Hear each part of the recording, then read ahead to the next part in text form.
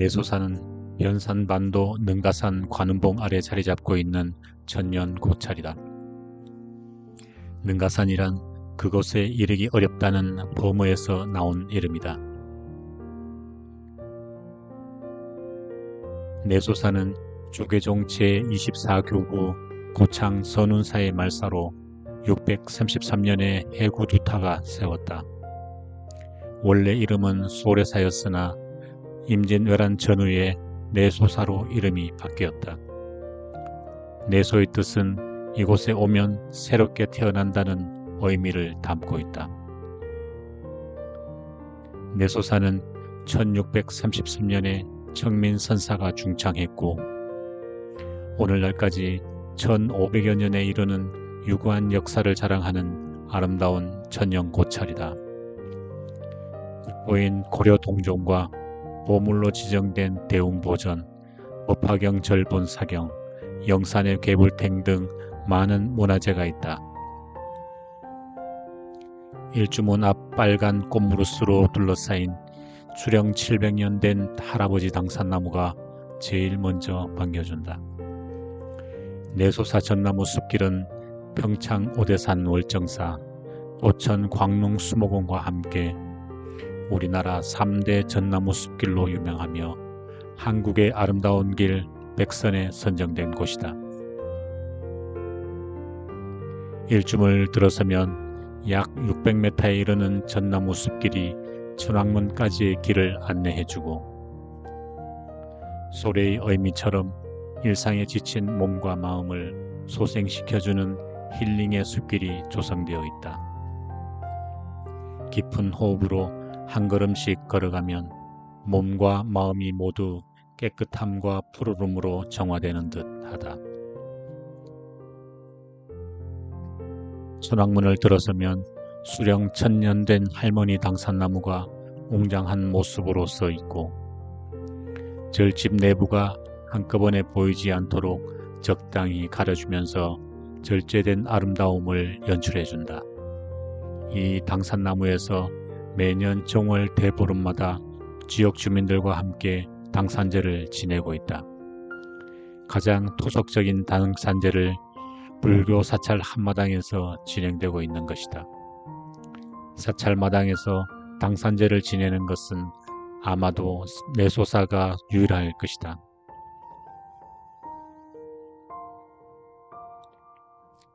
내소사 고려동종은 본래 내변산에 있었던 청림사에서 1222년에 제작된 것이다.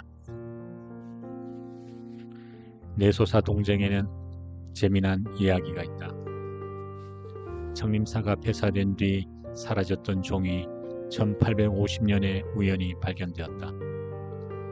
하지만 아무리 종을 쳐도 울리지 않자 종을 울리는 스님이 가져가기로 하였다.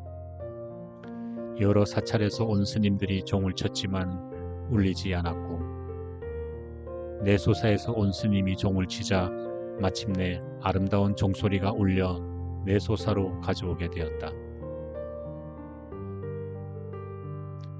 고려 후기의 시대상을 반영하면서 한국 범종의 특징이 잘 표현된 걸작이라고 한다. 1963년에 보물 제277호로 지정되었다가 2023년에 국보로 승격 지정되었다. 천왕문을 지나 한 단 올라가면 복내루가 당당한 모습으로 서 있고 단청이 없이 드러난 나뭇결 그대로의 모습이 친근하고 수박한 느낌으로 다가온다. 1414년에 건립된 2층 누각으로 정면 5칸, 측면 3칸 규모의 맞배집은 건물이며 2층 누각을 받치는 기둥의 높낮이를 조절하여 건물의 수평을 맞추도록 하였다. 옥내루에 오르면 고려 중기의 시인 정지상이 소래사를 방문하고 지은 재변산 소래사라는 시가 있다.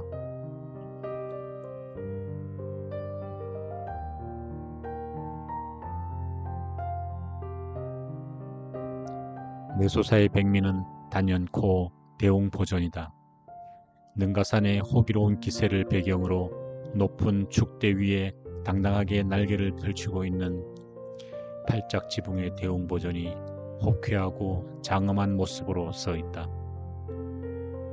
높게 쌓은 기단 위에 자연석 초석을 사용한 정면 3칸, 측면 3칸 규모의 팔짝 지붕 건물이며 목소리 기둥은 배흘림으로 안기둥은 민흘림으로 배치하여 안정감을 더해주고 있다.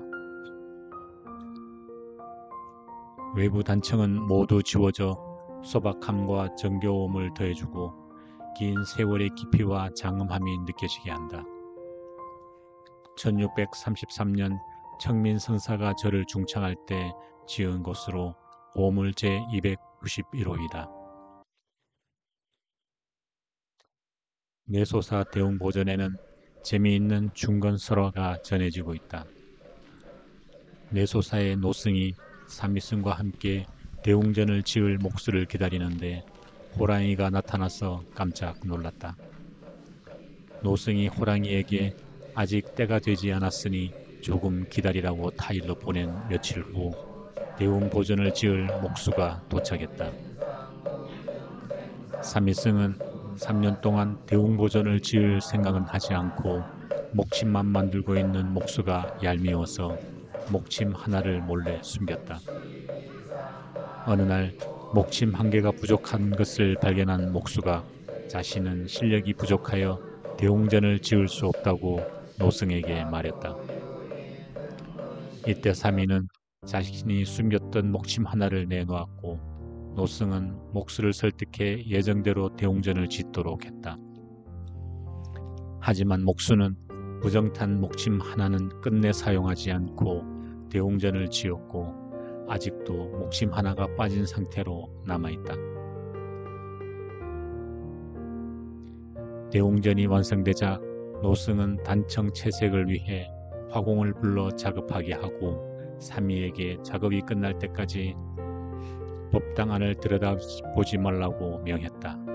하지만 삼위는 궁금증을 참지 못해 법당 안을 몰래 들여다보았다. 법당 안에는 오색 찬란한 새 한 마리가 몸에 물감을 묻히고 날아다니면서 벽에 그림을 그리고 있었다. 삼위는 신기해서 법당 안으로 들어섰는데 갑자기 호랑이 울음소리가 나고 새는 문틈으로 날아갔다. 삼위가 정신이 들어보니 큰 호랑이가 죽어 있었다. 관음조가 미처 그리지 못한 단청이 아직 그대로 남아있다.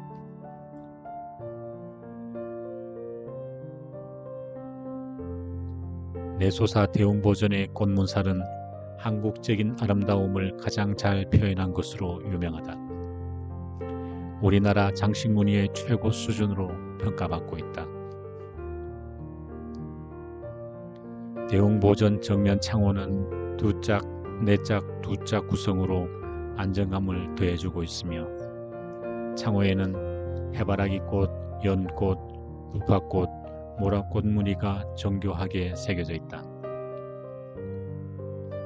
그 새긴 모양이 문마다 다르고 섬세하고 아름답다.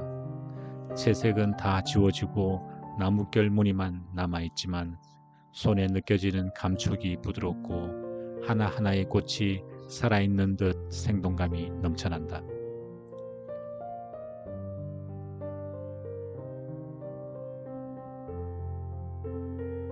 대웅보전 천정에는 2마리의 용이 조각되어 있다.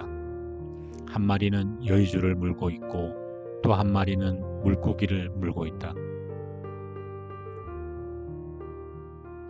우물정자 모양의 천정부에는 연화문, 모란문, 상악문이 화려하게 그려져 있고 협칸에는 가야금, 생황, 월금, 나발, 바라, 장구 등 10가지 악기가 그려져 있다.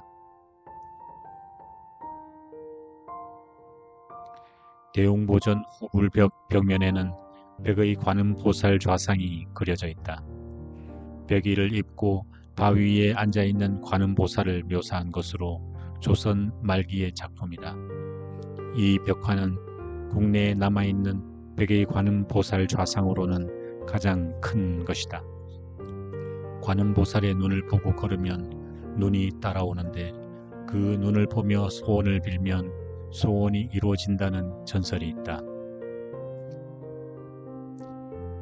설선당은 승려들의 수행과 일상생활을 위한 공간이다. 지붕 너머 산세와 조화를 이루는 설선당은 1640년 내소사를 중간할 때 지은 것이다. 내소사 관음전은 우리나라 관음성지 33곳 중 하나이다. 설선당을 지나 약 30분 정도 산길을 따라 올라가야 하는 관음봉 중턱 높은 곳에 자리하고 있다. 관음전에서 내려다보면 내소사의 전경이 한눈에 들어오고 멀리 곰소만 앞바다 풍광도 일품이다. 대웅보전 단청 작업을 하다 날아간 관음조가 앉은 곳에 바로 이곳 관음전 자리라고 한다. 관음전에서 약 1km 정도 올라가면 대나무 숲과 함께 해안이 훤히 내려다 보이는 곳에 청년암이 있다. 비온 후 우무에 둘러싸인 청년암은 속세에서 벗어난 조용한 숲속 작은 수행처 아란야이다. 청년암은 백제성왕 31년에 초의선사가 창건하였고 이후 여러 번 중수되었다. 한때 송진우, 김성수, 여운영 등 여러 독립지사가 일제의 눈을 피해 은거지로 머물렀던 곳이다.